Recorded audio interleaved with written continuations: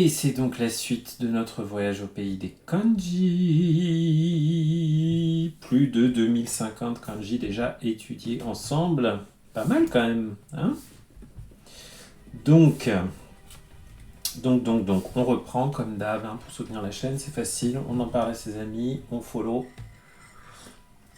un peu partout, on like et on commente tout ça. Et si on peut, on s'abonne. Hop, donc, le kanji numéro 2051 qu'on va voir aujourd'hui. Alors. On va avoir d'abord le piège à loup. Je sais pas si vous vous souvenez de lui. Et ouais. Hop. Le piège à loup. On n'a pas vu depuis quelques temps. Ensuite, on va avoir 4 petites étincelles en dessous. On avait vu les 4 petites étincelles la dernière fois ensemble. Et on va avoir...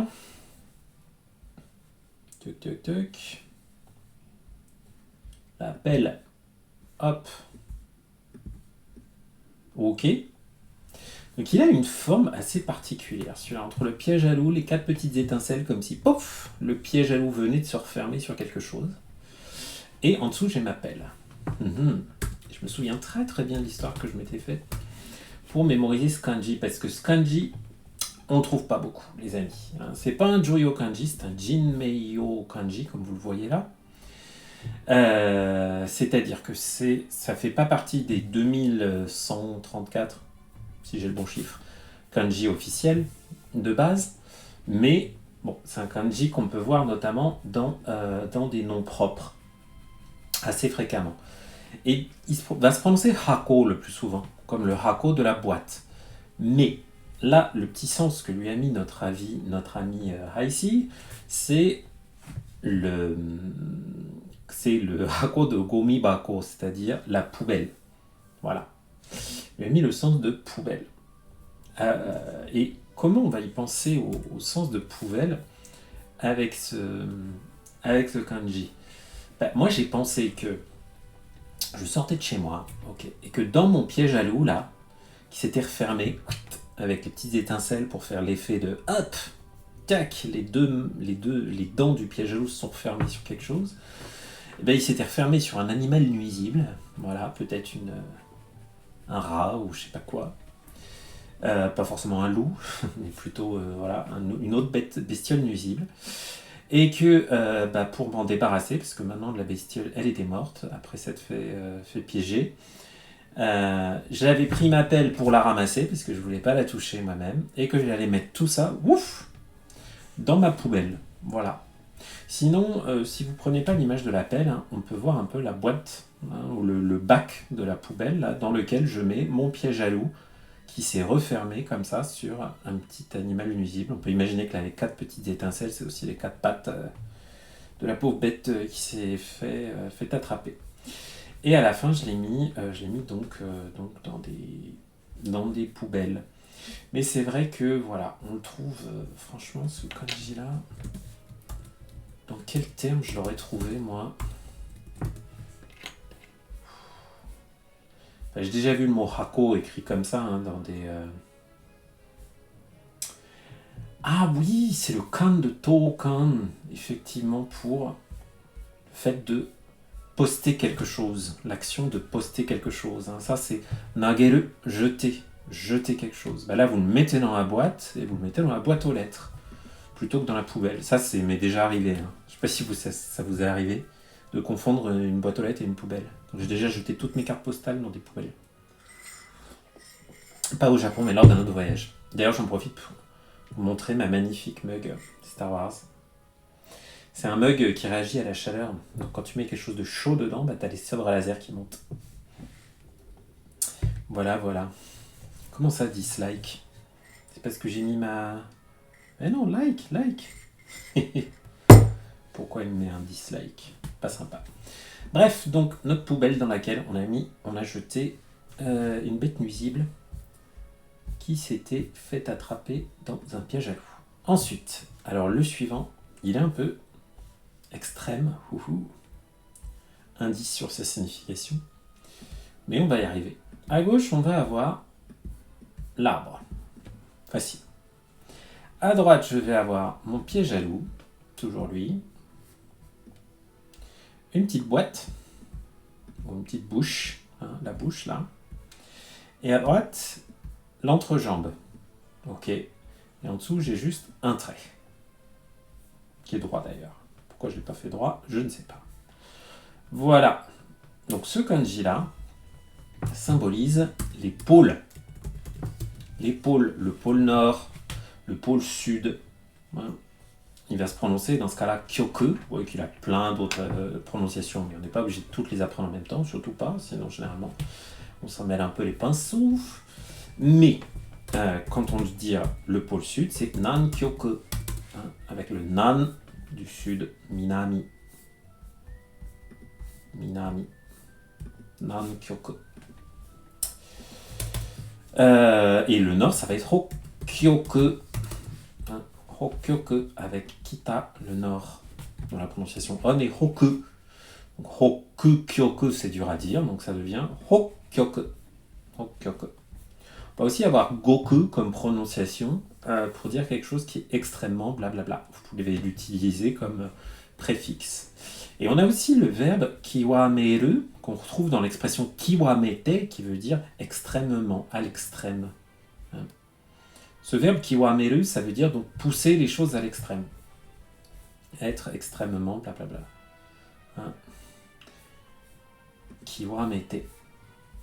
Donc, voilà, c'est pour ça que je vous disais que c'était un kanji extrême, puisque c'est les extrémités de la planète, les pôles, aux dernières nouvelles. Alors, quelle histoire on va bien pouvoir se faire pour retenir que c'est les pôles, les extrémités, avec un arbre,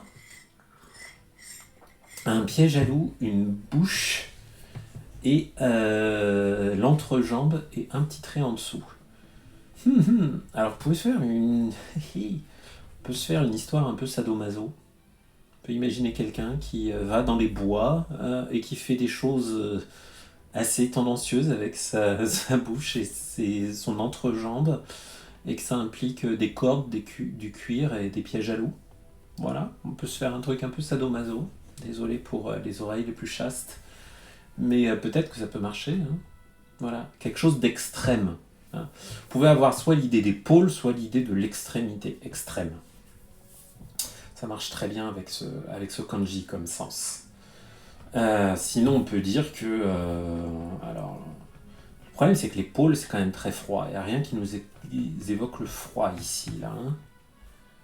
Il n'y a rien qui nous évoque le froid. Donc, je ne sais pas trop comment...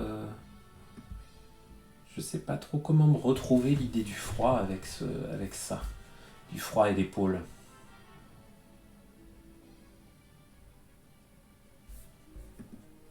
Ouais, j'avais pas vu ton message d'Idox. Trop bien, l'Expo universelle à Osaka. Trop bien. Alors, donc... Ok. Moi, j'ai plutôt resté sur mon idée de trucs extrêmes, de gens qui aiment des choses extrêmes, avec les sadomaso. Mais si vous arrivez à trouver quelque chose en lien avec les pôles, le pôle Nord, peut-être qu'au pôle Nord, on peut dire qu'on se gèle l'entrejambe, qu'il n'y a pas d'arbre, et qu'en revanche, on doit mettre des pieds, et qu'on a la bouche toute gelée aussi, toute gerçurée, là, avec des gerçures, ça peut marcher ça. J'ai la bouche toute gerçurée au pôle Sud ou au pôle Nord. Et en revanche, je dois sortir des pièges à loups parce qu'il y a des loups qui rôdent autour, qui rôdent dans ces pays, dans ces contrées glacées. Ça peut peut-être marcher, ça. Ouais. Hein. En revanche, il n'y a pas trop d'arbres, aux dernières nouvelles, dans les pôles. Allez, suivant. Alors, celui-là. Ça va être un kanji, un composant assez important, qui va se tracer comme suit. D'abord un trait horizontal, donc on va se retenir en tant que tel, hein, visuellement, on ne va pas tellement le retenir à partir des éléments qu'il y a dedans, parce que ça va être un peu difficile. Il ressemble un petit peu, vous allez voir, au katakana O, en plus complexe. Donc on commence par un trait comme ça. Ensuite on a un trait vertical tout près du bord, un deuxième trait horizontal. Ok, donc là on est comme sur une sorte de boîte à l'envers, un peu comme le katakana Ko, mais un peu inversé. Il faut voir que ce deuxième trait il est quand même légèrement plus long, qu'il part d'un peu plus à gauche que celui du haut. Ensuite, je vais avoir un grand trait vertical là. Et un petit trait qui part en diagonale. Voilà, vous voyez, ça ressemble au katakana O, mais avec ces deux traits en plus là au-dessus. Bon, ce kanji là, qui va plutôt ressembler à ça en caractère d'imprimerie, vous voyez, avec le trait là qui est plutôt de biais. Son sens, c'est un croc. Ouh, un croc d'animal, une grosse canine qui dépasse. Hein, pensez aux animaux préhistoriques là, qui n'existent plus, là, les espèces de félins qu'on trouve dans l'âge de glace, la série de films, là, de films d'animation, avec ces grosses fangs en anglais. Un fang, c'est une canine, une grosse canine, un croc qui dépasse de la bouche. On a aussi le mot tusk en anglais qui représente les défenses, comme les défenses d'un animal, les défenses d'un mammouth. On peut penser aussi au mammouth. Donc ça, c'est les dents qui dépassent de la bouche, les crocs et les les défenses d'un animal, les défenses d'un mammouth ou d'un éléphant. C'est le sens de ce mot kiba. Vous voyez qu'on a aussi la prononciation ha comme une dent. Hein, et là, c'est vraiment kiba. Kiba, c'est la défense, le croc d'un animal. Et les prononciations ga ou ge, on les trouve un peu moins parce que, bon, franchement, ce kanji-là, on ne le trouve pas si souvent que ça. Ça doit être un Joyo kanji. Et c'est bien que ce soit un Joyo kanji parce que c'est un composant qu'on va trouver à d'autres endroits. Notamment dans les kanji qui vont suivre. Le kanji qui suit, donc il va utiliser notre composant du croc, de la dent d'animal, avec la clé des plantes et des fleurs là-haut. Les plantes, les fleurs. Et ensuite, je vais avoir mon croc juste en dessous. Hop. Keizako. Keizako, celui-là. Ce kanji, que je trouve assez joli, perso, c'est le bourgeon. Un bourgeon. L'endroit où la fleur bourgeonne sur l'arbre ou la plante. Et voilà. Et il va se lire mais ou ga. Donc mais tout seul, c'est un bourgeon, comme ça. Donc c'est la même prononciation que l'œil, hein, mais c'est pas le même kanji. Et en prononciation on a ga, qu'on peut trouver avec quoi déjà ce ga. Ouais, hatsuga, la germination. Comme germinal de Zola. Ah oui, non, pas là-dedans. À quoi je pensais? On n'a pas Meharu ou Mebaru, un truc comme ça? Non, pas celui-là. Hein. Non. Ouais, non. À quoi j'avais pensé récemment? Ah oui, Bakuga, le malt. Le malt. J'étais tombé sur ce mot-là. Avec Mugi, céréales, blé, le malt. Voilà. Et sinon, Hatsuga, la germination. Qui est un terme qu'on trouve quand même. Donc vous voyez, ça c'est typiquement le genre de mot en kanji. Si vous connaissez les deux kanji, même si vous avez oublié la prononciation ga ici, il y a moyen de retrouver le sens. Avec ça, le départ, l'éclosion, tout ça. L'éclosion l'apparition des germes, l'apparition des petits boutons, des petits bourgeons. Bon ben voilà, germination, ça se comprend. Voilou. Alors, à quoi on va penser par rapport à nos défenses de mammouth, là, nos défenses d'animaux, nos crocs, pour cette germination? Bon bah on a les plantes, donc déjà c'est facile. On pourrait penser que à l'époque, surtout peut-être à l'époque des hommes préhistoriques, hein, quand on devait se nourrir de cueillettes parce qu'il n'y avait pas d'agriculture, on peut penser que peut-être nos charmants petits hommes préhistoriques prenaient des défenses d'animal et s'en servaient pour aller arracher les bourgeons sur les plantes, sur les arbres, au moment de la germination. Voilà. Et que ça leur faisait de la nourriture. Pas bien riche en calories, mais bon. C'était comme ça. Quand on était vêtu de peau de bête. Alors, notre croc d'animal, notre défense en ivoire, là, on va la mettre à gauche. Et à droite, on va avoir un élément qui, quand il est placé à gauche, signifie le sommet, mais quand il est à droite, représente la muraille d'une ville, hein, les remparts. Oh zut, il ne l'a pas bien reconnu. Ah bah oui, mais je pense qu'il n'aime pas quand je le fais en 3 traits, lui. Il préfère que je le fasse en 2. 1, 2, pardon, 1 et 2. Voilà, là, ça va mieux. Et ce kanji-là, il est plus courant que la germination et tout ça. Désolé pour le bruit. Quand j'ai posé ma tasse. Donc, alors, on a la prononciation Yokoshima, qui veut dire quelque chose de mal, hein, de tordu, de pervers, qui est vraiment très malicieux, quoi. Vraiment méchant, très mauvais. Et on a surtout la prononciation ja, qu'on trouve dans le mot ja-ake, hein, qui est le mal absolu. Evil, en anglais, evil. Only a master of evil, Darth. Ça, c'est dans Star Wars épisode 4, voilà. Avec mon Star Wars, là. Donc, le mot ja-ake. On le trouve aussi dans jama. Jamada, hein, tu me gênes, ça m'ennuie, là. C'est quelque chose qui nous embête, ça, jama. Ojama shimasu. Je suis un poids, je vous gêne. C'est une formule de politesse qu'on dit quand on rentre chez les gens au Japon. Hein, une perturbation. Ça vient du bouddhisme, tout ça. Jama, parce que le ma, c'est le ma de Akuma, le démon. Mais sinon, jama, c'est jamada, tu me gênes là, va-t'en. Jama. Yokete. Voilà. Eh bien.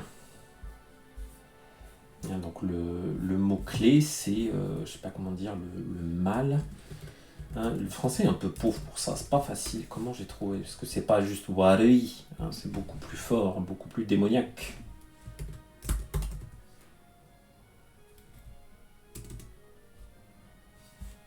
C'est quoi le mot-clé qu'on va lui mettre à celui-là? Sournois, ouais, j'aime bien ça. Ouais. Perfide, c'est pas mal ça, perfide. Ouais. Perfide. Je vais mettre ça plutôt que sournois. Perfide, sournois, l'injustice, la méchanceté, la perversité. Comment on va le retenir en revanche? Là, on a les remparts et on a les défenses d'éléphants, les crocs. On peut imaginer que les remparts de la ville nous protègent de toutes sortes de méchantes créatures. Si vous connaissez l'attaque des titans, vous savez qu'il y a les titans de l'autre côté. On peut imaginer que les titans, ils ont des crocs, de quoi nous mordre et nous faire très mal. Et que du coup, les remparts nous protègent du mal, nous protègent de ces perfides, sournoises créatures qui veulent s'en prendre à nous. Ça pourrait être intéressant. Ça marche. Le 2055. Ouh, le suivant. Il est rigolo. On a donc toujours notre croc, notre défense d'éléphant en ivoire, et à droite j'ai la dinde, qu'on a déjà vu 1 million de fois. Enfin, j'exagère, mais on a bien dû la voir dans une 50aine de kanji, les amis, sans problème. Ce kanji-là, qui va avoir la prononciation ga, en lecture on le plus souvent. Miyabi, c'est pas un mot que je connais, ça. C'est quoi ça, Miyabi? Oh, je vais le retenir comme ça. Il est beau comme ça. Non, pas juste ga tout seul. Miyabi, c'est beau ça. Ouais, je vais me l'ajouter à mon Anki, les amis. Tchuk. Hop. Miyabi. Le raffinement, la grâce. Je connaissais pas cette prononciation, c'est joli comme tout. Non, je connaissais plutôt yuga. Yuga comme prononciation.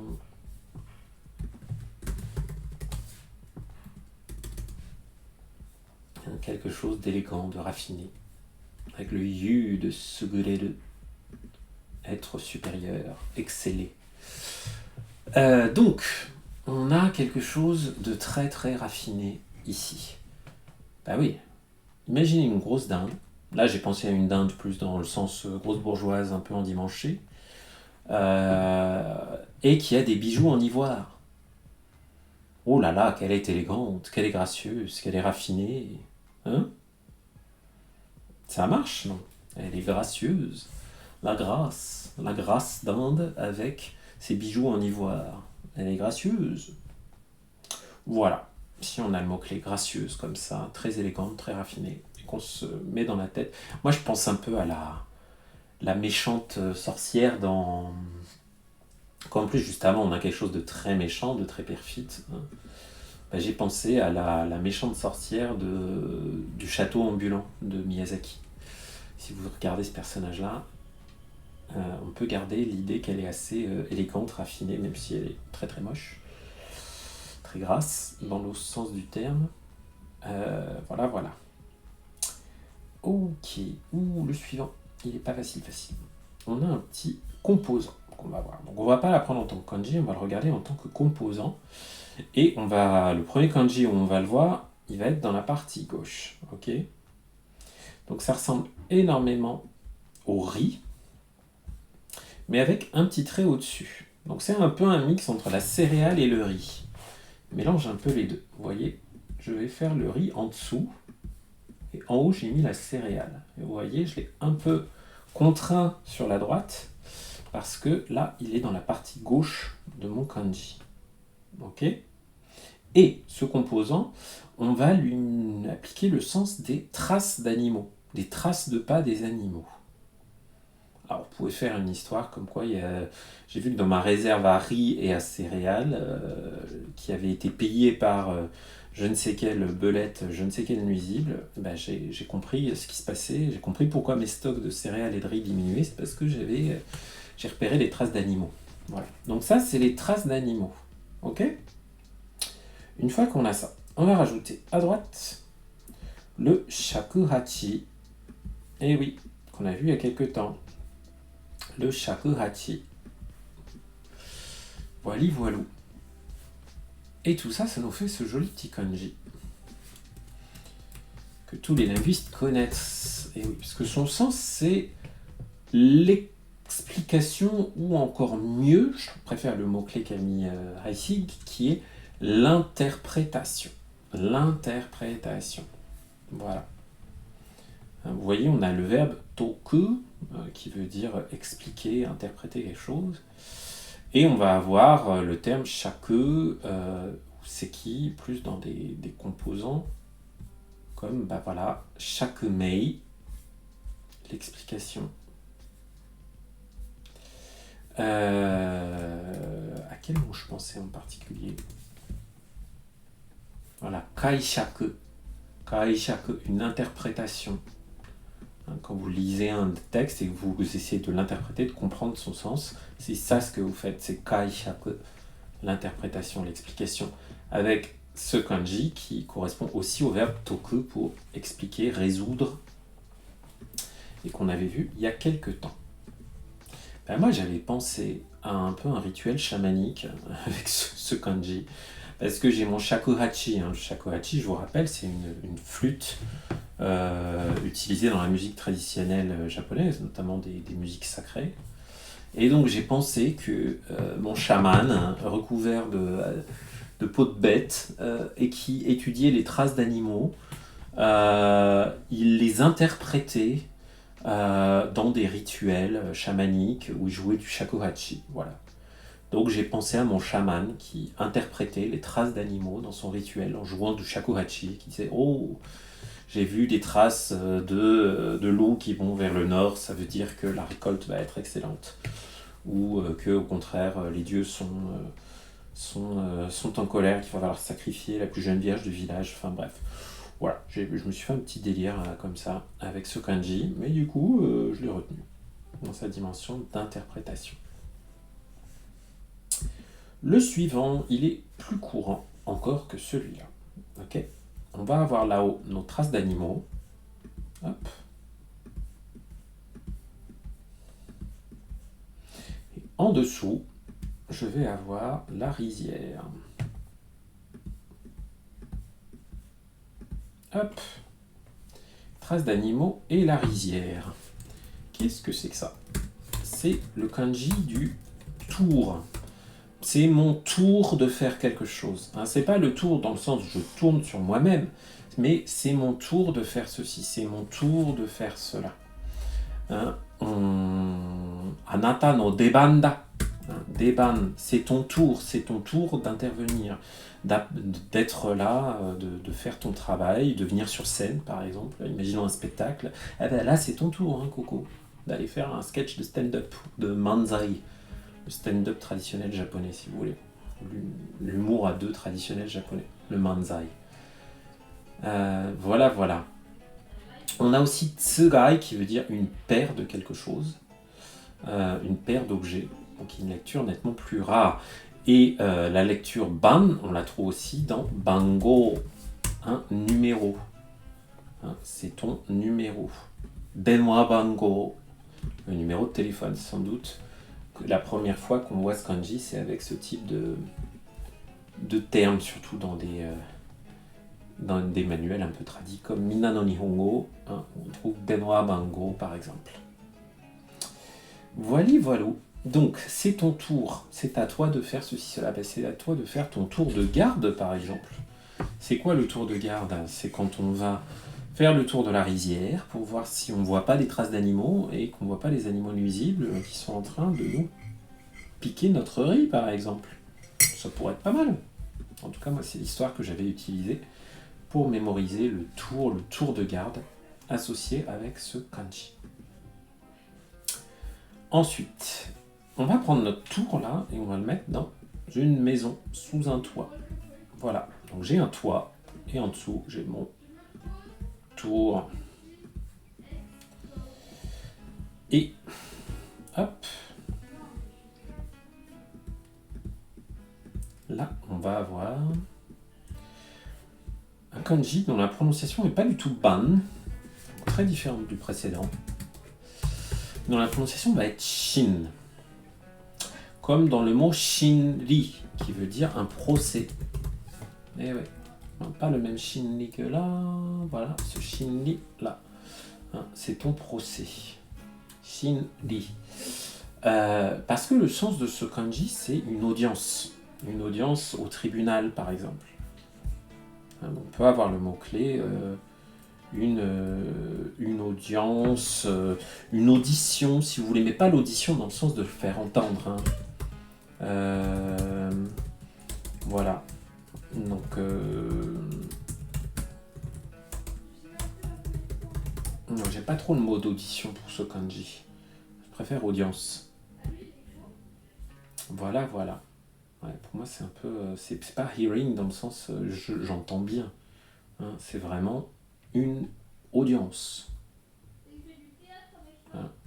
Et ben oui, comme une audience au tribunal, comment ça se passe? Hein, à un moment, ça se passe dans une grande maison, dans un grand bâtiment, là, c'est pour ça qu'on a un toit là-haut, et à un moment, il y a le flic qui vient vous chercher dans le couloir des accusés avec vos menottes, et qui vous dit « C'est ton tour, c'est à toi d'être jugé ». Et voilà. Kanji suivant. On va encore avoir notre tour, mais cette fois-ci à gauche.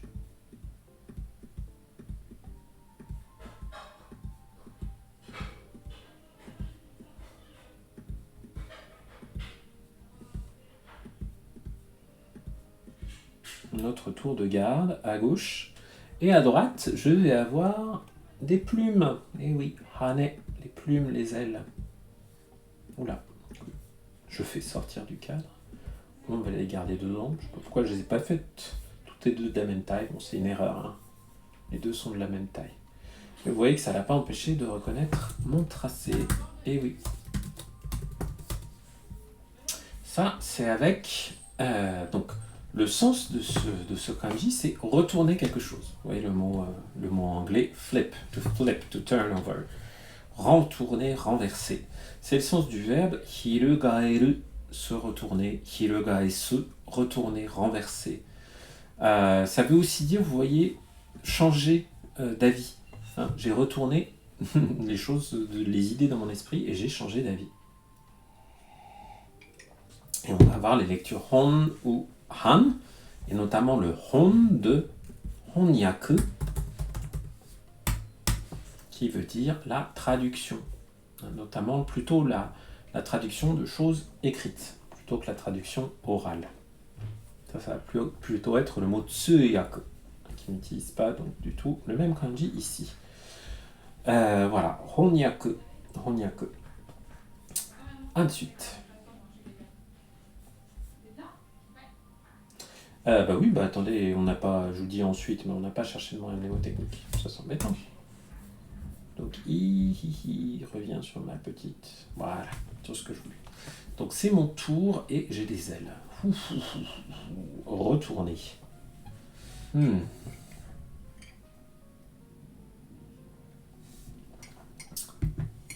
Pas facile celui-là.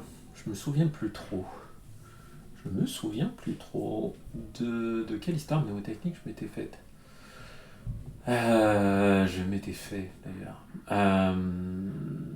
Donc j'ai des ailes et c'est mon tour.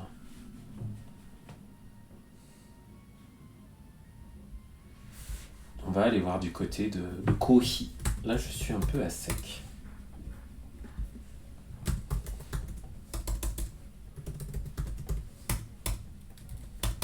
Bim.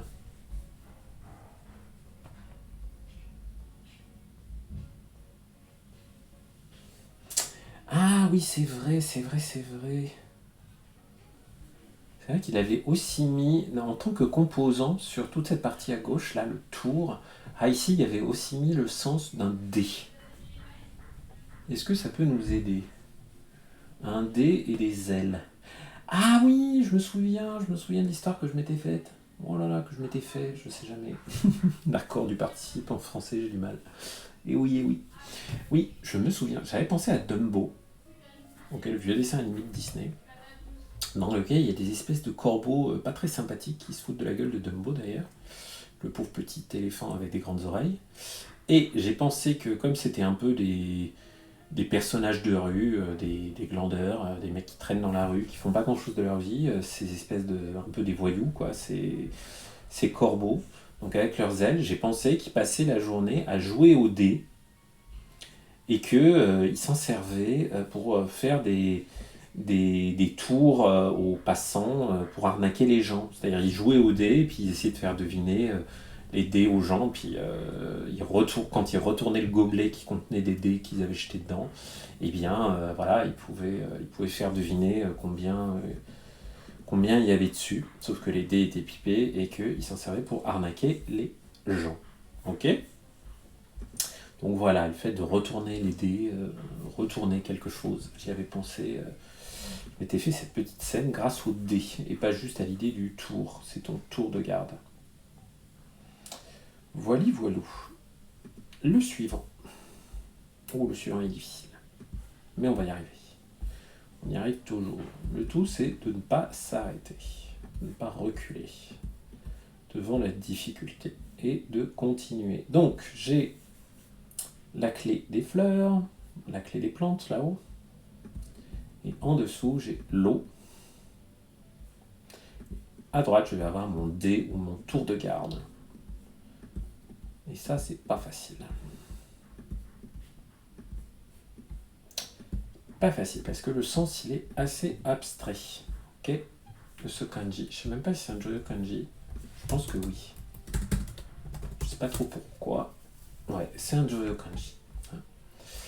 Alors, au niveau des prononciations, ça va. C'est juste han. Donc, pas très éloigné de la prononciation juste de la partie en bas à droite, qui est ban. Là, c'est juste han. Au niveau du sens, ça se corse, puisque c'est un clan. un clan. Waouh, hein. Le clan. Pas facile de retenir ça. Quel mot on a qui l'utilise d'ailleurs? Pas rien, juste Han, hein, c'est le domaine le domaine médiéval. Donc le clan féodal. Bon, pas facile, hein, pas facile du tout. L'image mentale que je m'étais faite, donc j'avais gardé le tour de garde et pas le dé là pour la partie en bas à droite, pas le dé à jouer. J'avais pensé que pour protéger protéger les cultures, les plantes, le domaine où il y avait toutes les plantes qui poussaient, le domaine du seigneur féodal, le domaine du clan. On avait installé des gardes qui faisaient leur tour de garde et aussi on avait fait des douves avec de l'eau qui faisaient tout le tour du domaine pour protéger les cultures et les jolis champs de fleurs et de légumes et de plantes du clan des je ne sais pas quoi, des Maeda, des Fujiwara, bref. Voilà, c'est comme ça que j'avais à peu près retenu ce kanji, mais il n'est pas facile à retenir. Le suivant, en revanche, on le voit souvent, puis c'est un composant qu'on va voir souvent, donc on va le retenir comme ça, en tant que tel. Vous voyez, je l'ai très mal dessiné, on va le faire un peu mieux. Je sais pas d'ailleurs si les traits partent plutôt de la gauche ensuite. Hein. Le premier part de la droite, hop, il fait n'importe quoi. Un trait comme ça. Et ensuite, 2 traits horizontaux légèrement de pied, et ensuite un grand trait qui les traverse. Bon, les proportions sont assez moches, parce qu'il y a plus d'espace en bas, mais c'est pas grave, vous le voyez ici, ce kanji. Faut pas le confondre avec le kanji de la main, ça c'est la main. Et en bas, on part à gauche avec le kanji de la main. Celui-là, vous voyez, on fait une queue qui revient vers la droite, d'accord? Je vais quand même essayer de mieux le dessiner, parce que c'est vraiment très laid ce que j'ai fait. 1, 2, 3 et 4. Là, ça ressemble un peu plus. Voilà. Ça, c'est le kanji des cheveux, du poil. C'est le composant du poil. En plus, c'est un truc visuel. Donc ça, c'est cool. Parce qu'on va pouvoir s'en servir. Hein. Donc le poil, la fourrure, la toison, les cheveux, tout ça, c'est ce kanji-là. Et donc, ça se prononce ke. Hein. Pour dire des cheveux, on va dire kami no ke. Voilà, kami no ke. Ou juste ke. Hein. Keito, un poil. Mais non. Voilà, keito. Ou plus qu'un poil, pardon, de la laine, oui, effectivement. Hein, le fil qui est fait avec des poils d'animaux, c'est de la laine. Excusez-moi, j'ai mal connecté mes neurones. Voilà. Keito, bien sûr, la laine, pas juste le poil. J'étais trop fixé sur le poil, là. Voilou. Donc celui-là, on va le retenir en tant que tel, visuellement. Pouvez-vous dire qu'il ressemble un petit peu à la main, qu'on a le poil de la main? Avoir le poil dans la main, ça veut dire être pas beaucoup travaillé, être un peu paresseux. Ça peut aussi vouloir dire, ce poil, il peut ressembler aussi un petit peu à un peigne ou une brosse, avec les dents là, qui partent de part et d'autre. Bref, il faut retenir que ça, c'est le poil. Sinon, vous allez finir à poil, les amis. Voilou. Et le premier kanji qui va utiliser notre poil, là, bon ça c'est déjà un kanji en tant que tel, hein. C'est important, qu'on trouve souvent. Là, on va retrouver notre sapin de Noël, et oui, hein, notre arbre avec des séries de branches en haut en plus, qui montent haut, donc le sapin de Noël. Et à droite du sapin de Noël, je vais trouver le poil. Ok, poil, sapin de Noël. Ce kanji-là, dont la prononciation la plus courante, c'est mo. On peut avoir ko aussi, mais c'est quand même très souvent mo, comme dans le mot shoumo, qui veut dire la baisse, la diminution, la réduction. Attendez, pas celui-là, je pensais pas à celui-là. C'est pas vrai. Et j'ai encore confondu, je suis fatigué. Non, shoumo, c'est pas du tout la baisse, la réduction. C'était mo là-dessus. J'ai encore oublié. J'ai du mal. Non, c'était avec... Suimo... Mais non, Genmo, voilà, c'était Genmo auquel je pensais. J'ai mal prononcé dans ma tête. Non, Shoumo, c'est le fait qu'une ressource... Alors, il y a aussi une idée de réduction, diminution, hein, mais c'est vraiment la consommation d'une ressource. C'est pas juste la baisse, vous voyez, c'est la baisse de quelque chose parce qu'on l'a consommé, parce qu'on s'en est servi. Voilà. Donc l'idée de ce kanji, c'est l'idée d'une baisse, d'une diminution. Ok. Alors l'histoire que je m'étais faite pour le retenir, c'était assez bizarre. Mais bon, j'ai quand même à peu près retenu. C'est que j'avais imaginé que autrefois, peut-être dans les années 60, on vendait des arbres de Noël, des sapins de Noël, qui étaient faits avec des poils de fourrure d'animaux. Mais que cette pratique a diminué depuis, parce que quand même, c'est un peu n'importe quoi. On va pas récupérer de la fourrure d'animaux pour faire des arbres de Noël. Hein, oui. Et maintenant, on fait des arbres de Noël naturels ou en plastique. Voilà. Et ça fait un peu moins souffrir les pauvres animaux. Donc voilà, j'ai pensé que c'était un usage qui avait diminué, qui avait disparu. Ensuite, on va avoir le petit fanion, le petit drapeau. Hop.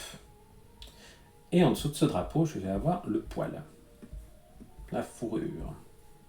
Hop. Ce kanji que j'ai assez mal dessiné et qu'on retrouve ici. Voilà.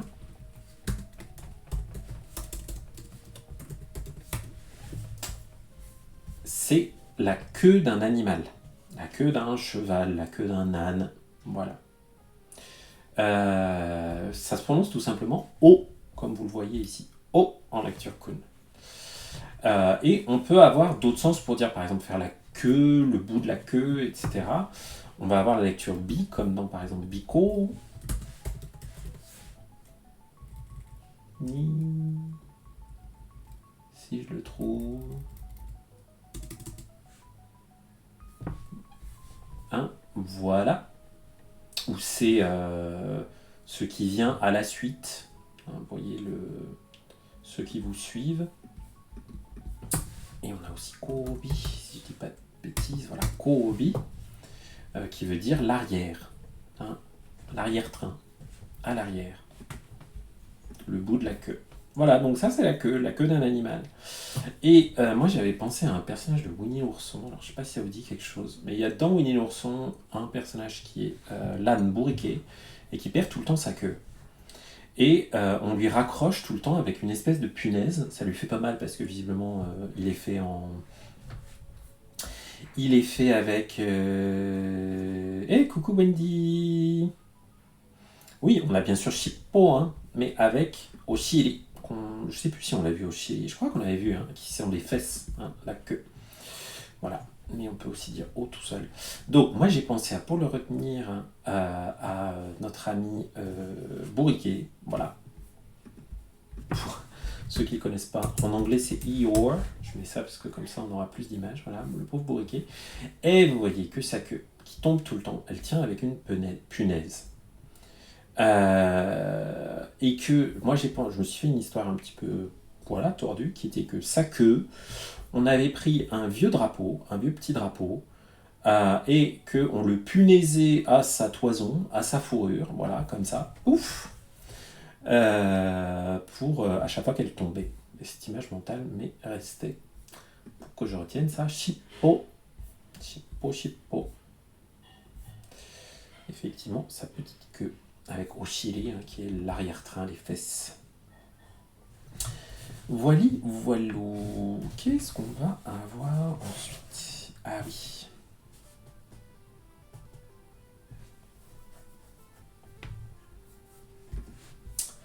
Maintenant, on va avoir encore un petit dérivé de notre touffe de cheveux, là, de nos cheveux, de notre fourrure. C'est juste une mèche de cheveux. Comment je vais faire la mèche de cheveux? Je vais juste lui enlever un trait. Voilà. 1, 2. Oh, que c'est moche. Et 3. Voilà. Ça va être ma touffe, ma mèche de cheveux, pas ma touffe, pas ma grosse touffe. Hein. Là, vous pensez qu'il y a plein de poils. Là, j'en ai juste une petite mèche. Et donc, Hop, je vais avoir le toit et en dessous ma mèche de cheveux. Voilà. Ce kanji-là va se prononcer taku. Taku. Et il indique la résidence, l'habitat, chez soi, la maison. Et c'est le taku qui a donné le mot otaku. Et oui, otaku, c'est quelqu'un comme un hikikomori qui reste tout le temps chez lui. Otaku, vous voyez, c'est dérivé de ça. Otaku. Maintenant, on l'écrit plutôt en kana pour être clair au niveau du sens et bien montrer qu'on ne désigne pas otaku qui veut dire votre maison ou parfois juste vous. Hein. On peut le trouver encore dans ce sens dans des textes un petit peu plus, dans un langage un peu plus châtié, pour dire vous-même, c'est-à-dire votre maison, votre domicile ou vous. Hein, puisque taku, c'est donc le domicile chez soi. Ok. Eh ben, on peut se dire que chez soi, c'est un endroit où on peut reconnaître, on peut penser à des enquêteurs qui essaient qui prélèvent des mèches de cheveux dans une maison, qui disent ah là il y a tellement de mèches de cheveux là sous ce toit, c'est sûr que le criminel c'était sa maison, c'est là qu'il habitait, c'était ici son habitat. Bah ouais, parce que c'est là sous ce toit là qu'on a retrouvé toutes ces mèches de cheveux. Ça peut peut-être marcher, en tout cas, ça marche pour moi. Ensuite, histoire suivante me fait sourire parce que c'est une histoire très très perso. Voilà, je vais avoir la clé du langage, ok. Et à droite, je vais avoir la mèche de cheveux. Ok, la mèche de cheveux et dire quelque chose, le bon langage.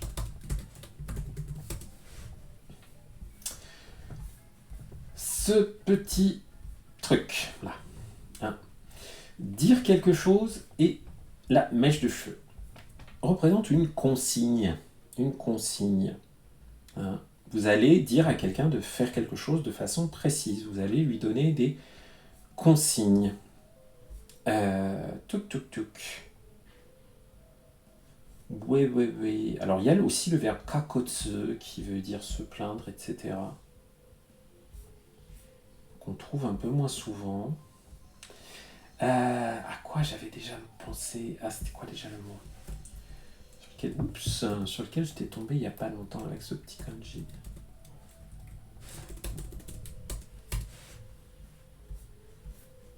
Je crois que c'était juste takusu, hein, qui voulait dire confier un travail à quelqu'un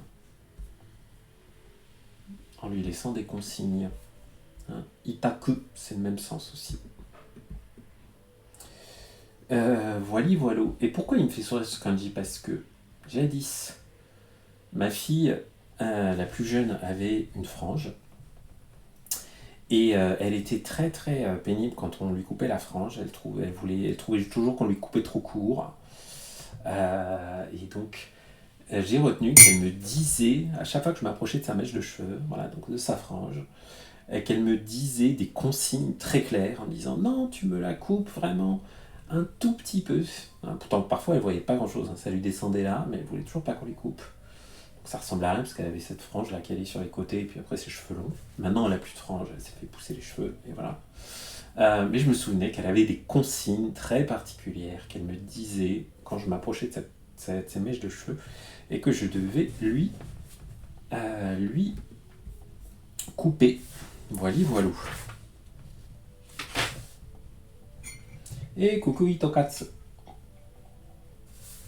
Arigatou gozaimasu. Akemashite omedetou gozaimasu. Bonne année à toi aussi. Là, on va avoir un petit composant qui va se trouver en bas des kanji, comme ça, avec un petit crochet et 4 petits traits. Ce petit composant que je n'ai pas très bien fait d'ailleurs. Voilà. Là c'est mieux. Voilà. Il va représenter les plumes de la queue d'un oiseau. Ok ? Donc on va aussi le retrouver dans l'oiseau. Hein, ne vous inquiétez pas. D'ailleurs, on n'a pas déjà vu l'oiseau ? C'est fou. Ouais. L'oiseau, on va le voir qu'en 2091. Vous vous rendez compte, les amis? Elle est vraiment spéciale, cette méthode. Mais c'est ce qui fait son charme. Donc, bref. Ça, c'est les plumes de la queue d'un oiseau. Ok? Bon.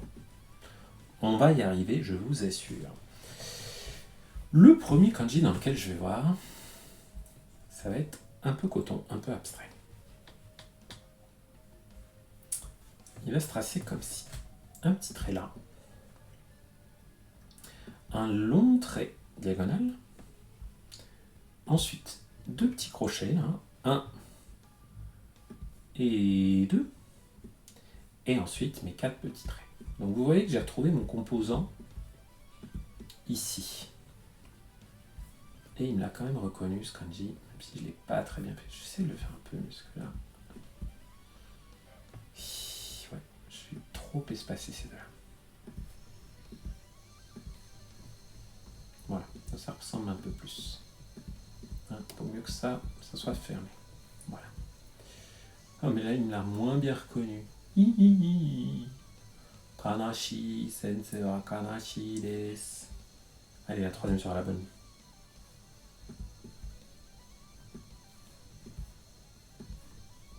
Ah ouais, là les proportions sont mieux.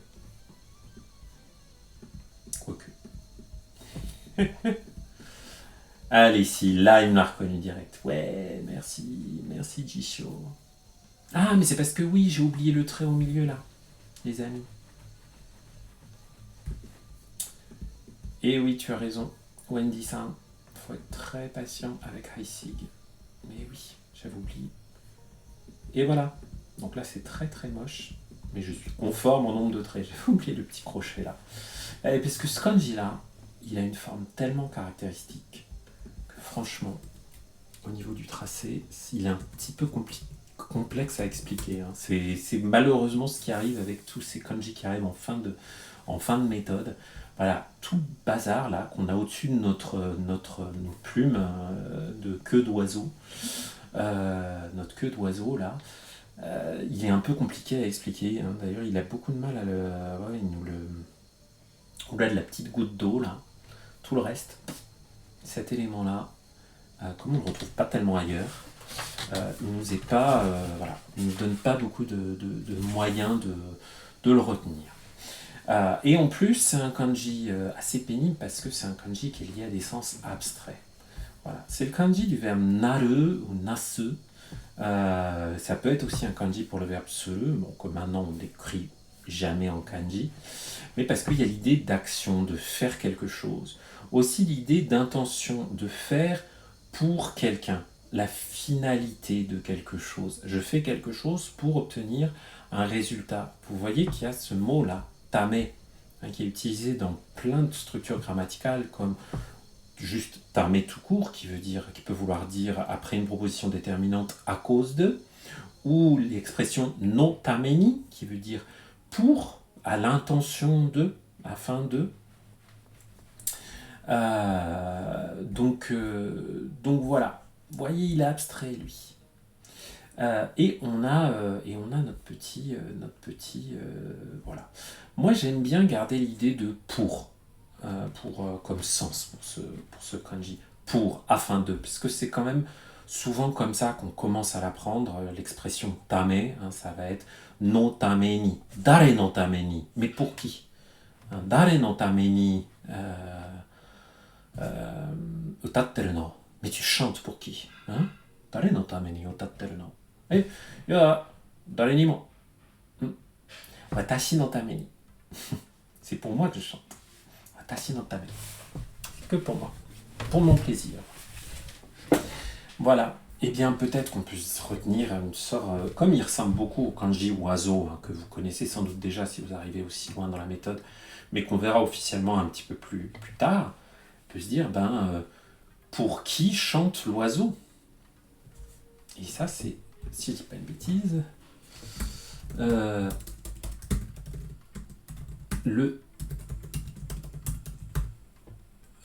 pour qui chante l'oiseau en cage, si je dis pas une bêtise, c'est... pardon, elle dit « Je sais pourquoi chante l'oiseau en cage ». Voilà, de Maya Angelou. Alors voilà, c'est ma méthode à moi pour retenir ce kanji, qui est un magnifique recueil de poésie. Hein. Donc, plutôt que penser « Je sais pourquoi chante l'oiseau en cage », j'ai un peu tordu le titre dans ma tête et j'ai pensé à « Je sais pour qui, afin de, ou pourquoi ».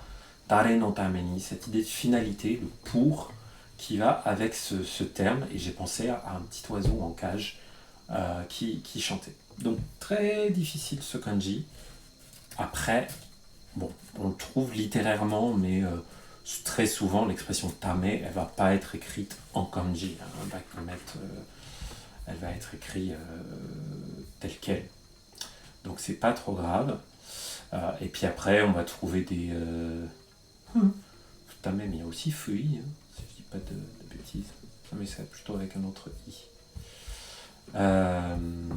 Qu'est-ce qu'on a comme mot intéressant avec ce i? Non, pas le verbe naru, hein, que aussi. On va pas tellement voir écrit avec ce kanji. Ah bah, koi, ouais, un acte. Donc l'idée de faire, de l'intention. Sei, ouais. Donc pas facile celui-là. Bien complexe, mais d'un autre côté, il a un look tellement unique, je trouve, que finalement, on finit par le reconnaître à force de le voir. Et ce kanji, on va le retrouver dans le kanji suivant, avec la clé Ninben, la clé de une personne seule à gauche.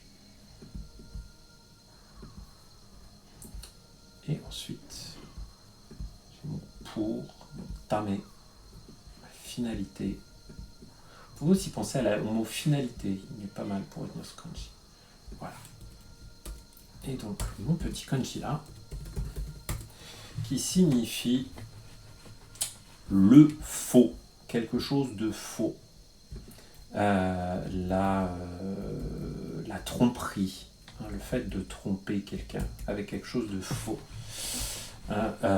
Itsuari, c'est le mensonge, si vous voulez. Itsuari nanai, sans mensonge.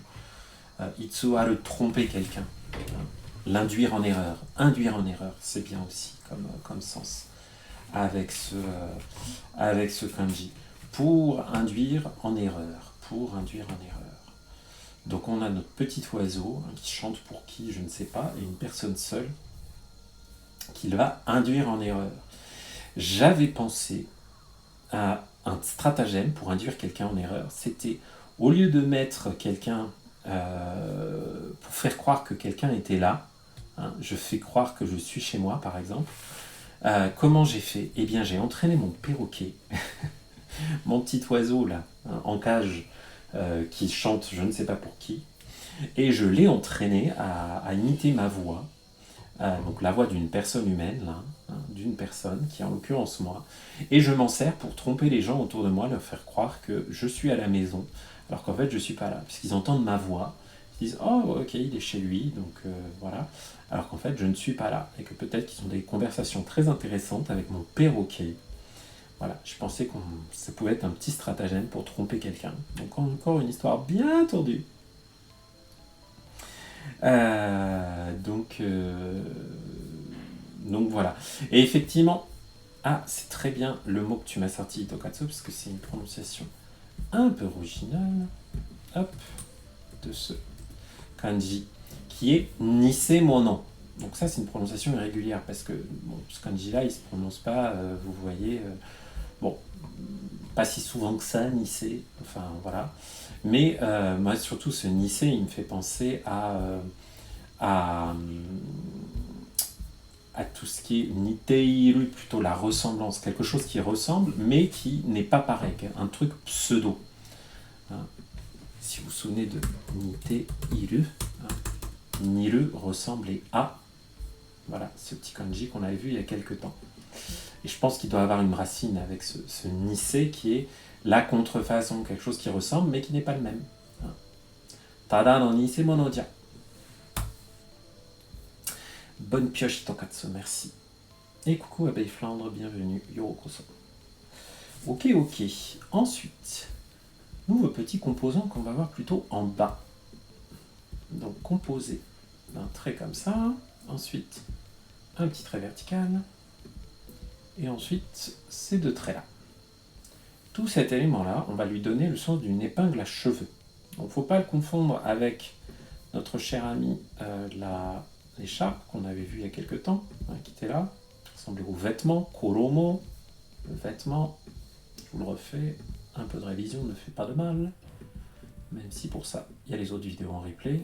Koromo, le vêtement. Là, on a juste une petite épingle, comme ça. Voilà. Et cette petite épingle, je vais d'abord la trouver en compagnie d'une rizière.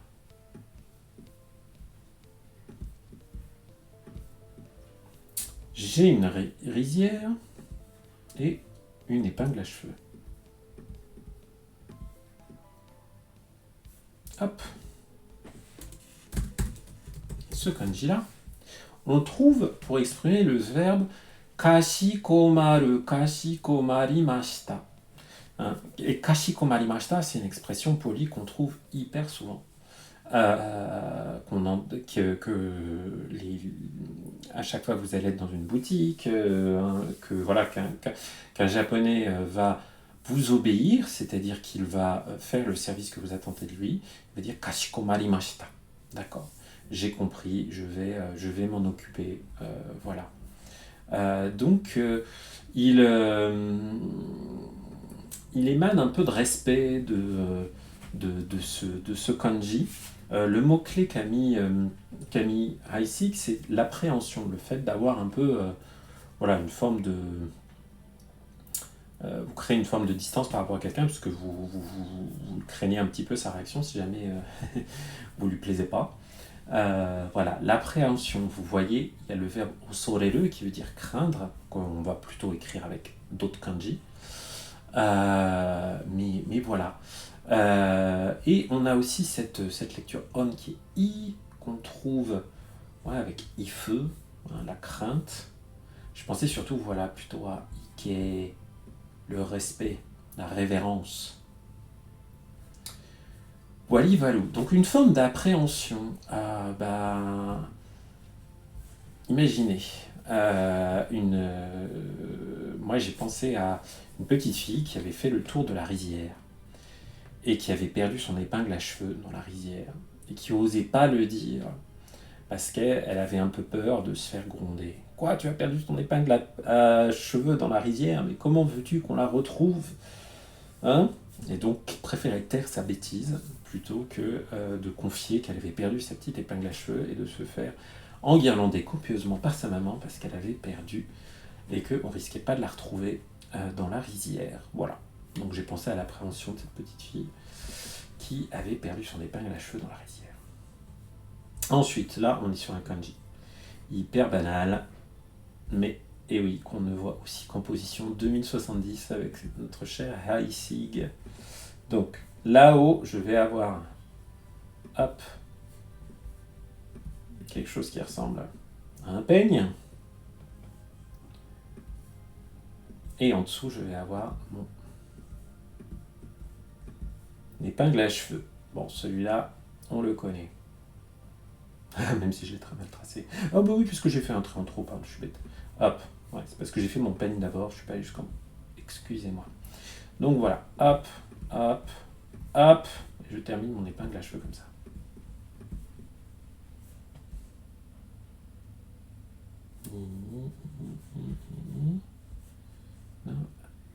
Oh là là, j'ai encore mal fait. 1, 2, 3, 4, 5, 6, 7. Ah, il veut vraiment pas me le reconnaître. Ah, c'est parce que je fais d'abord le grand? Ah, mais oui, c'est le grand trait d'abord, je suis bête. 1, 2, 3, 4. Oh là là, mon ordre des traits, les amis. Ça laisse à désirer. Tic. Je suis pas remonté, donc il aime pas.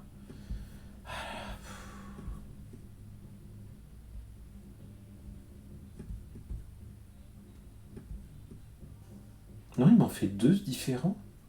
C'est pas possible. Oh là là. Vous voyez, ça, c'est vraiment les kanji auxquels on s'est trop habitué et qu'après on décide n'importe comment. Non, faut bien que j'en fasse un deuxième là. Allez, tu me le trouves là? Bon, vous l'aurez reconnu malgré toutes mes pérégrinations avec ces sales traits qui me réussissent pas ce soir. Hein, c'est bien sûr nagai, cho, hein, la longueur, quelque chose qui est long, long, long. Alors, bah oui, comme je l'avais fait au début, c'était pas si mal. Je sais pas pourquoi il insistait pour pas me reconnaître. Bah oui, on avait un, c'est bon, Itokatsu. Ouais, tu vois, parfois c'est vraiment les trucs les plus simples, tu les ressors et puis après tu doutes, tu doutes. Et c'est vrai que comme en caractère d'imprimerie, il y a un joli trait vertical là, j'ai douté, je me suis dit qu'il fallait que j'en fasse deux différents. Bref, on s'en fiche, puisque ce qui compte c'est le sens. Hein. Nagai, long. Franchement, celui-là, bon, on peut se faire des histoires comme on veut.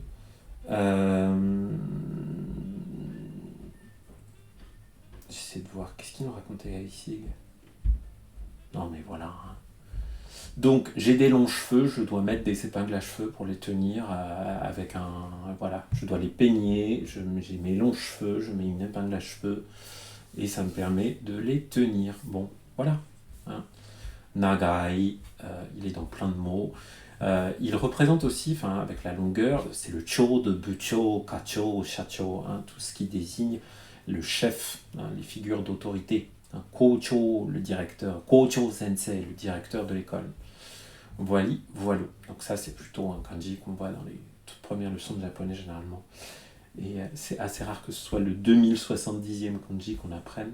Donc c'est plutôt rigolo de le recroiser aussi tard dans la méthode, parce que généralement, quand on arrive aussi loin dans la méthode, on le connaît depuis longtemps. Donc on ne va pas s'apesantir dessus. Ensuite. Qu'est-ce que j'ai? Ah oui. Ça, c'est un kanji qui est pas si facile que ça, parce qu'on le retrouve dans plein de mots différents. Donc quand on le croise juste comme ça et qu'on n'a pas étudié son sens, on se dit mais qu'est-ce qu'il veut dire vraiment ce kanji? D'abord j'ai l'arc, et à droite j'ai donc long. J'espère que quand je vais le mettre dans d'autres kanji, il va pas m'embêter. Jisho.org. Non mais pour qui te prends-tu? Bon, là tu l'as reconnu.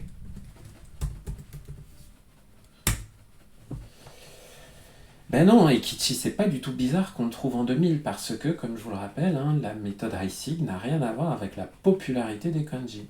Et c'est ce qui fait son charme, on va dire, mais aussi sa difficulté, c'est qu'elle est là pour vous apprendre 2000 kanji, sinon rien. Enfin, 2200 kanji, sinon rien. Voilà.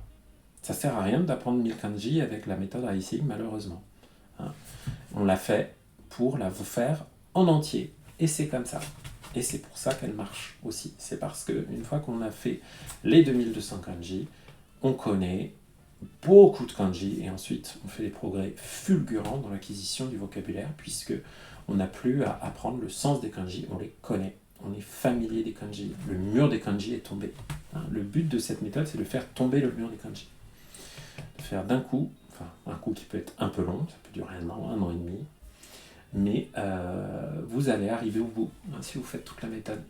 Et vous n'allez pas rester comme tous ces apprenants qui, au bout de 5 ans, 6 ans de japonais, vont dire « Ah oui, je connais quand même 1000 kanji, c'est pas mal et tout. » T'es là, bah ouais, mais le problème, c'est que si tu as appris que 1000 kanji en 6 ans, déjà c'est génial, hein, bravo à toi. Mais si tu as un moment souffert sur cette charmante méthode bien maso, mais que tu as souffert dessus que 1 an et demi, par exemple, au rythme de 5 kanji par jour, ce qui est tout à fait jouable, et bien en faisant ça, après tu auras fait tomber le mur des kanji et donc tu n'auras plus de difficulté à apprendre du vocabulaire parce que tu connaîtras les kanji déjà pour leur sens. Voilà, donc ça c'est le verbe, c'est haru qu'on trouve dans l'expression ganbaru, ganbatte kudasai, hein, se donner du mal, persévérer, ganbaru, ganbatte kudasai. Ce verbe haru tout seul, il veut dire étirer en plus que non. Non. Enfin, c'est pas le haru de coller. Hein. Le haru de coller, c'est vraiment ce kanji-là qu'on utilise plutôt. Hein. Donc voilà. Mais en revanche, haru pour étirer quelque chose, c'est ça. Gambaru, on étire sa persévérance. Voili voilou. Donc, et on a la lecture cho, donc comme la lecture de la partie droite, pas de surprise. Voili voilou. On le trouve dans le mot techo. Non, pas dans le mot techo. N'importe quoi. Techo, c'est un autre. Bien sûr, c'était le carnet. Je confonds les choses. Bon, on va voir juste après d'ailleurs. Mais oui, c'est pour ça que je suis trop rapide. Et je le dis comme un défaut et non pas comme pour me vanter, les amis. C'est juste que j'ai fait les choses dans les ordres. Non, celui-là, qu'est-ce que je voulais? J'ai un mot qui me vient pas là que j'ai envie de mettre. Ah oui, shucho, oui. Kincho, bien sûr. Vous voyez, kincho, voilà, être nerveux, hein, avec l'idée de la tension, hein, qui vient avec ce kanji-là qu'on avait déjà vu il y a quelques temps. Kincho, c'est t'es nerveux. Voilà, et shucho, insister. Hipparanai de yo, arrête de tirer comme ça. Donc, si je tire sur mon arc, sur la corde de mon arc, eh bien je l'étire comme ça. Et là, j'ai le sens d'étirer. Hein, et c'est pas mal ça. Kori ga haru, effectivement. Hein, quelque chose qui s'étend, qui s'étire. C'est pas mal. J'aime bien. Hein, mais voilà. Par rapport au sens du kanji, moi je pense au fait d'étirer la corde de mon arc qui devient, on a l'impression qu'elle devient de plus en plus longue. Bon, en vrai, elle n'est pas plus longue, mais quand je la tire, voilà. Hein, ou alors, ça me permet de parcourir des distances de plus en plus longues. Si j'étire, si on a bien le sens d'étirer, ça peut marcher. Voilà. Donc, le kanji que je vous ai spoilé juste avant, le cho de techo. Là, je vais avoir la petite serviette à gauche. Oups, j'ai très mal fait. Mon petit morceau de tissu qu'on avait vu il y a quelques temps, et à droite, ma longueur.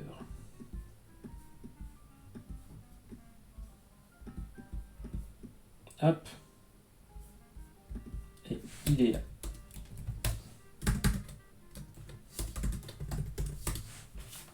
Check.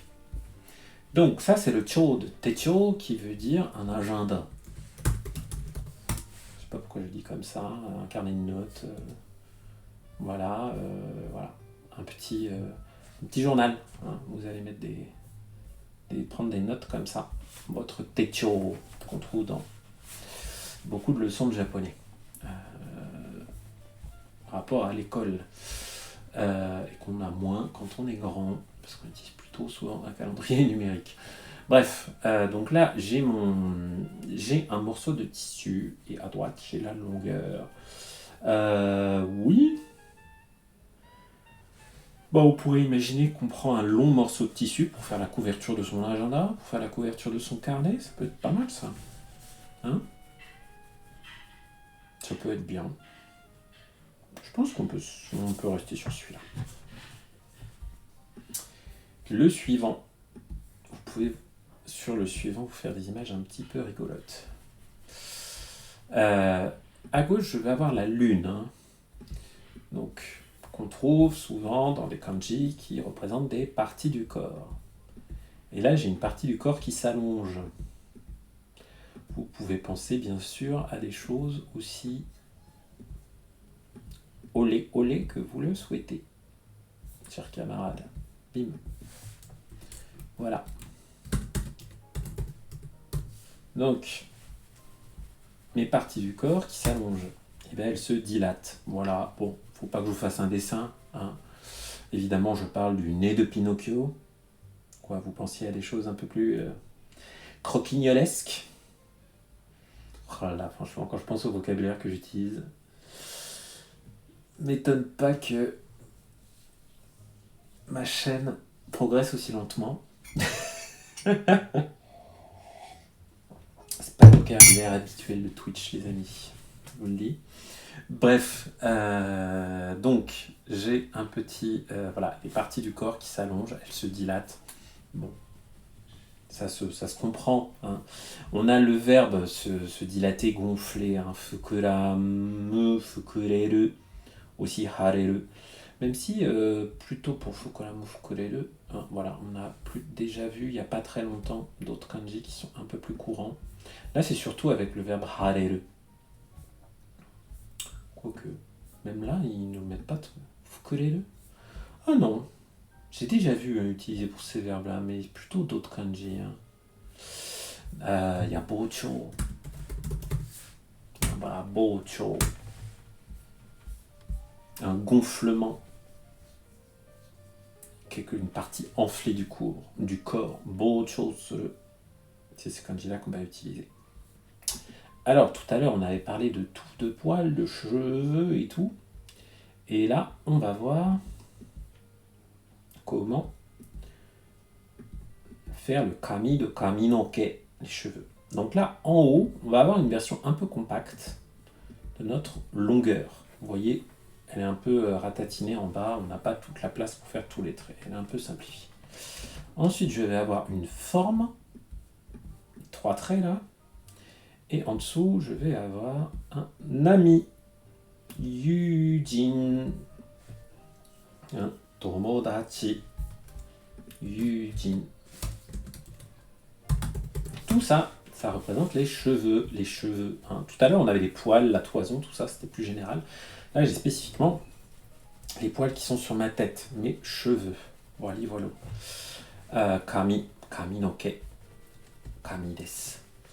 Une fois que j'ai dit ça, j'ai pensé que mon ami avait des cheveux longs et que ça lui donnait une forme un peu particulière.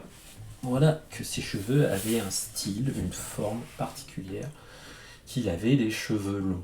J'ai pensé, voilà. Donc pensez à un ami ou une amie à vous qui a les cheveux longs et vous lui mettez cette image-là, ce petit kanji-là. Voilà, la prononciation on de ce kanji, on la trouve aussi dans des mots comme kinpatsu, qui veut dire littéralement les cheveux couleur d'or, ça veut dire blond, kinpatsu. Voilà. Les cheveux blancs, ça va être shiragami.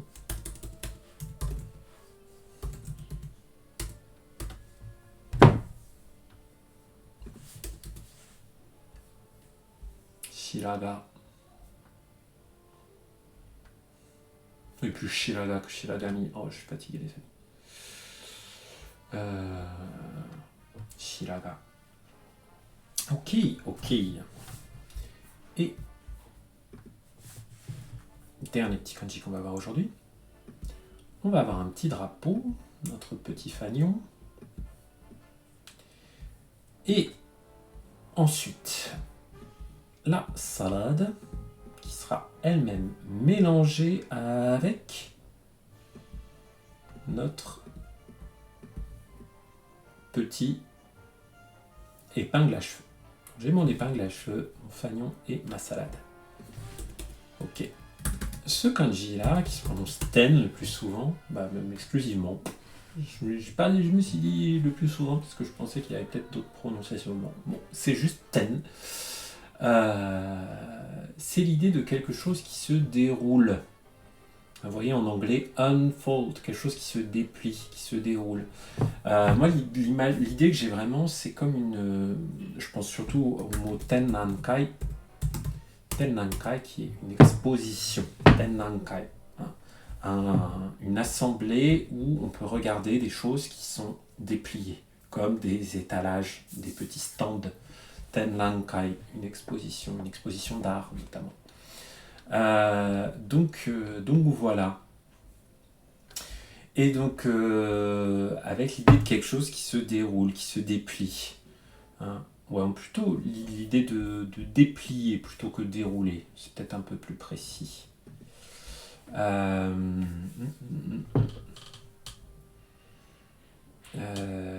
Tiens.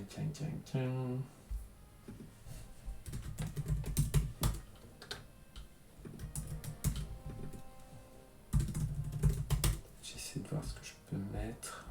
Ouais, qu'est-ce que j'ai comme autre mot-clé? Le développement de quelque chose.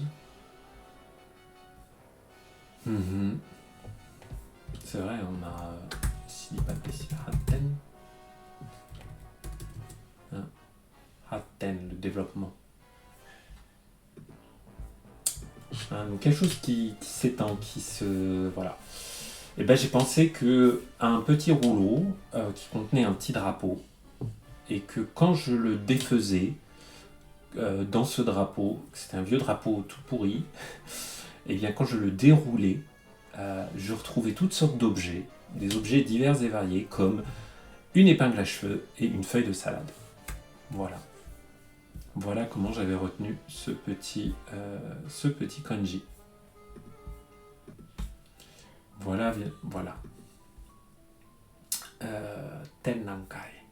Allez, on va s'en faire un petit dernier, puisque c'est le dernier de cette leçon. Donc on va pas en faire 25, on va en faire 26, les amis. Eh oui, eh oui. Pas facile, le suivant d'ailleurs. Donc, je vais commencer par la terre, le sol. Ok? Que j'ai très mal fait. Voilà.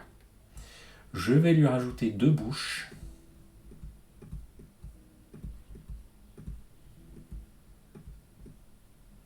Et en dessous, bon, l'épingle à cheveux. Bon, vous pouvez sinon dire que là c'est une aiguille et en dessous l'épingle à cheveux et les 2 bouches. D'accord? Tiac, zut alors. Ah, si, il est là quand même. Ouh, ça m'aurait embêté. Voilà. Le sens de ce kanji, c'est le deuil. Bizarre, hein? C'est dans le genre, j'ai quelque chose qui me manque et je fais, voilà, j'ai perdu quelqu'un, il me manque beaucoup et je fais mon deuil. Voilà. Je fais le deuil de quelqu'un, de quelque chose. On le trouve notamment avec cette prononciation mo dans mofuku, c'est des habits de deuil. Voilà. Mofuku. Donc souvent des tenues noires. Dans quoi Voilà, soshitsu, la perte. Vous voyez, il y a quelque chose qui vous manque. Kokuso, un deuil national. Bon, on en avait parlé lors de l'assassinat de Shinzo. Attends, c'était Shinzo Abe? Non, c'était pas Shinzo Abe, c'était comment celui d'avant? Ah, le premier ministre japonais qui s'est fait assassiner. Vous me retrouverez son nom, c'était pas Shinzo Abe. Bref. Pour Shinzo Abe, s'il le savait.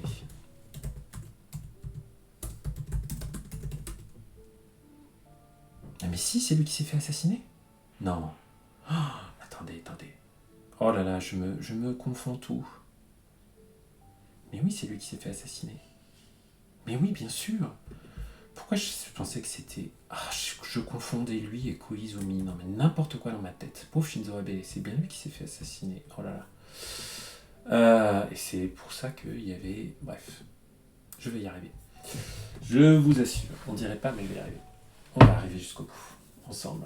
Donc voilà, Mofke. Alors, moi j'ai pensé à 2 personnes qui faisaient une prosternation sur le sol. Voilà, parce que là j'ai le sol. Donc, 2 personnes qui baissent leur tête et avec leur bouche, là, au point que leur bouche peut embrasser le sol. Et on voit, du coup, c'était comme, j'ai pensé à deux vieilles dames, peut-être qui venaient bien habillées, avec leurs cheveux bien tenus, avec une coupe de geisha, avec plein d'épingles. Et donc, elles embrassaient le sol, elles se prosternaient devant l'autel lors de la cérémonie des funérailles. Voilà. Et donc j'ai eu l'idée de deuil avec ces 2 mamies avec des épingles à cheveux qui venaient aux funérailles. Voilà. Donc un kanji un peu tristoun, mais c'est pas grave, on trouvera des choses plus sympathiques la prochaine fois quand on continuera notre petit voyage.